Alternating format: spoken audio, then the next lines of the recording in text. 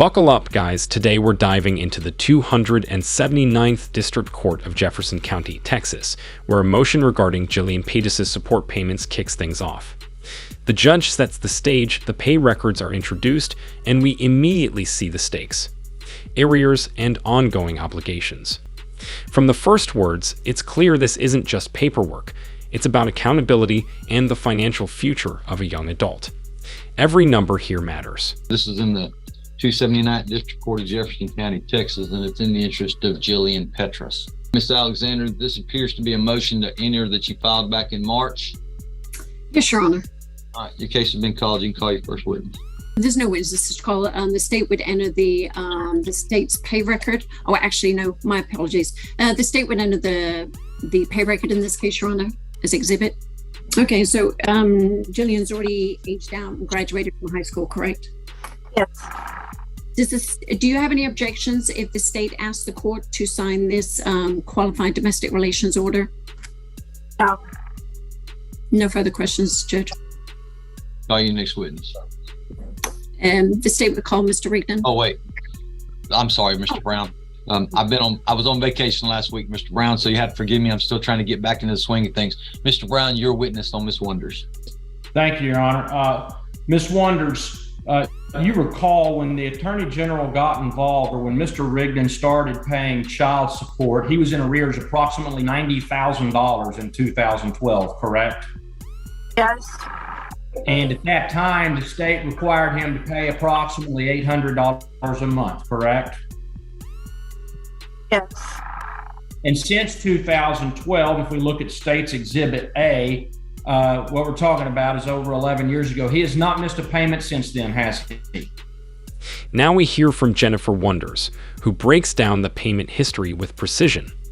We see arrears drop from $90,000 in 2012 to just under $3,000 today, including that huge 2019 lump sum of $114,000. The suspense builds as the timeline of consistent payments unfolds, showing a defendant who has been surprisingly diligent over more than a decade. It's a critical moment that frames the fairness of any ruling. I can't say if he has or not without looking at that. But you wouldn't disagree with State's Exhibit A if it says he's never missed any payment, correct? If that's what the paperwork said, I wouldn't disagree with it. All right, and assume with me that in February of 2019, the record says he was approximately $82,000 in arrears. Do you recall getting a lump sum payment at that time of approximately $14,000? And what year? 2019. Yes, sir.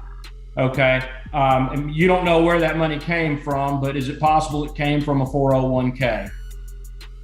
It's a possibility. Okay. And at that time, that took, if the records, if State's Exhibit A shows it went from approximately $82,000 in arrears to approximately $67,000 in arrear, you would not dispute that, would you? No. And then since then, you've continued to get the payments that are a little over $800 a month regularly, correct? Here, we get a close look at Mr. Rigdon, the man behind the payments. He openly discusses his 401k, past contributions, and ongoing commitment to fulfilling his child support obligations. The tension rises as he confirms he has never missed a payment since 2012, while juggling personal finances and 3 kids at home. It's one thing to read numbers. It's another to hear the human side of the story. That's right. And now the amount he owes you is down to, because he regularly pays, as State's Exhibit A says, about $25,869, correct? That's right. And you have, it's safe to say, you've been getting very regular payments since February of 2012, correct? Yes.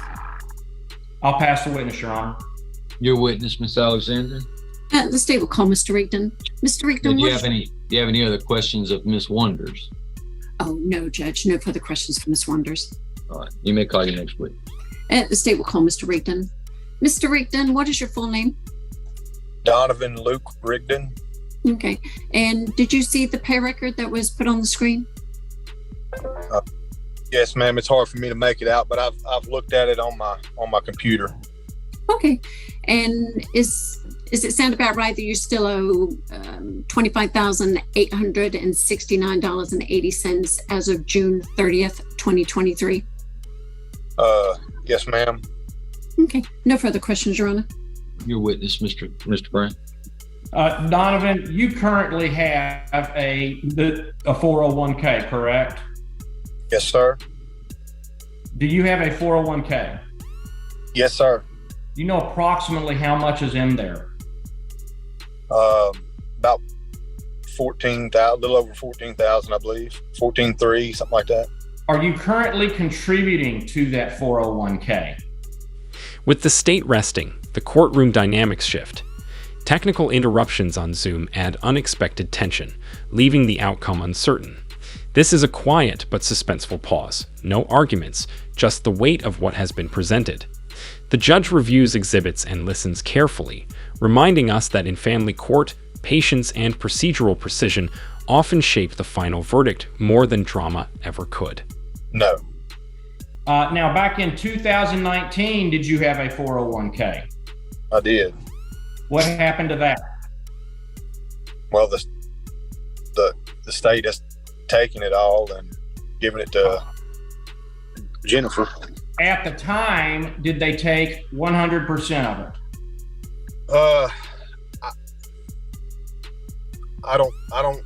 I think at the time they pretty much drained it all the way down to nothing. There wasn't much left in it at all, if anything. But I was still contributing to it. So, at that time. At this time, do you have any other 401ks than the one you mentioned? No, that's it. Would you like to keep that 401k? It would be great. That's it. That's all I have, and I'm 43 years old, and I got 3 kids at home. Do you intend to continue to pay down at the rate you're paying right now, this child support, until it's 100% paid off? Absolutely. And is that what you're asking this court to do, is deny the signing of this qualified domestic relations order? Yes, I would greatly appreciate it. And then you intend to keep paying this until you're totally paid off, correct? Absolutely. Since 2012, have you ever missed any payments? No, sir. I'll pass the witness. Your witness, Ms. Alexander. No further questions, Your Honor. State rest. The state rests and asks the judge to ask the court to sign. Well, let's see if Mr. Brown has any other witnesses he wishes. Oh, okay. Mr. Brown, do you have any witnesses that you wish to call? No, Your Honor. All right, so what I got here is I got a qualified domestic relations order, which my understanding of the new statute is basically doesn't give me a whole lot of leeway. Is that your understanding as well, Mr. Brown? I You're breaking up, Mr. Brown. Now, the suspense spikes. The judge weighs legal obligations against a decade of faithful payments. Mr. Rigdon faces a potential increase from $837 to $1,250 per month, a $400 jump to pay off arrears in 2 years. The tension is palpable as he reacts, considering his commission-based income. This moment highlights the balancing act between strict statutes and practical fairness, keeping viewers on edge about the final outcome. But I think it could be denied. Well, Your Honor, you're frozen. can you hear me okay, Miss Alexander? Oh, I can hear you. Perfect, Judge. Okay, I'm just making sure. I'm direct wired in, so it shouldn't be a problem. Mr. Brown, can you hear me? I can hear you, Your Honor. I'm getting a sign that says host has stopped your video. Right. Yeah. It seems that I'm assuming you're on Wi-Fi, Mr. Brown. There, Mr. Brown? I'm here, Your Honor, trying to get on my video. Well, that's okay. Sometimes. Okay. Are you connected by Wi-Fi, Mr. Brown? I am, Your Honor. So if you're using the local internet provider right now, they're having some issues with their Wi-Fi. So I have that issue at my house, but I'm hardwired in here at the courthouse, so I know I'm not having a problem. But the Wi-Fi is having some problems with Comcast at this time. I apologize. No, don't worry about that. That's one of the good things about Zoom. Sometimes they do have a convenience, and sometimes they're an issue. So, Mr. Brown, I believe what I was asking you was before we had our connection issue was, based on my reading of the current statute, I don't have a whole lot of leeway in regards to whether or not these are granted, but you believe that I do? I just believe that the court has discretion on this under the circumstances. Okay. Now, Mr. Brown, I do make it a policy in my court to always understand what my referring courts are doing. And this is a 279th District Court. Is that correct? Yes, Your Honor. All right, Judge Shelton has a pretty hard and fast rule that these are supposed to be granted on a pretty regular basis. I do have an alternative. Rather than giving the quadro out, Miss Wonders, can you hear me? Yes. Miss Wonders, one of the things that I could do in this case is increase the amount of money that Mr. Rigdon is paying you every month.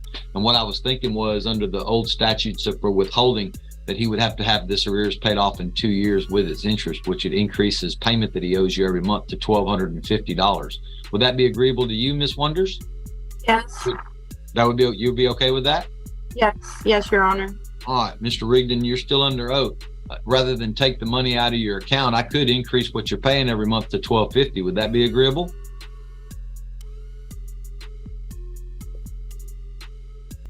Yeah, it's kind of tough, huh? That's $400 a month extra than what you're paying now. Yeah. Otherwise, I have to grant the quadro, Mr. Rigdon, because you're supposed to have this paid off within 2 years. That's what the law said. I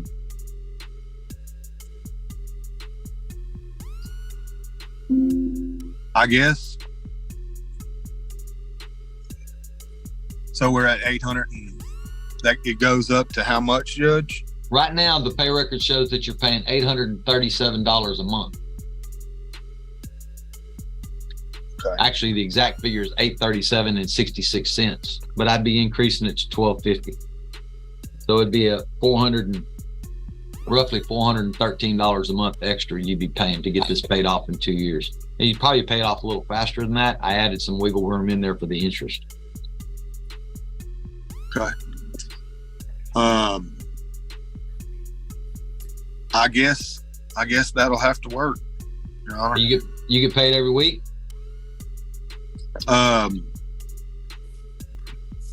No, I get it's commission based. My wife commission based. Okay. And like most husbands, you probably don't know the exact amount of money that your wife is making, do you? Sorry. I couldn't tell you how much mine's making either. All right. I think that's what I'm going to do. I'm going to deny the quadro in this case, but I'm going to increase the withholding to $1,250 a month. Obviously, Miss Alexander, you don't need my signature on a new withholding order for $1,250. I don't believe we do, Your Honor. Those are administratively done.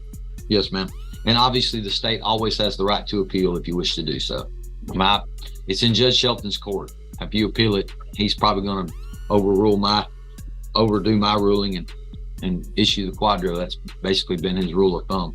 So, I do try to make, you know, I'll tell you all, I like quadros. I think they're a great way for these big arrears cases, especially like Mr. Rigdon's, to get paid down quickly and help him get out from underneath the interest. But I do take into consideration the fact that Mr. Rigdon has been paying this money religiously for several years. I know back in the day, we didn't file quadros when the obligor who was behind was paying the arrears faithfully, but they changed the statute. Now I think they're pretty much automatic. But that's the ruling of the court. Ms. Wonders, Mr. Rigdon, what's going to happen is they're going to issue a new withholding order. They are going to send me an order denying the quadro. And the state of Texas, the AG's office, does have the right to appeal my decision.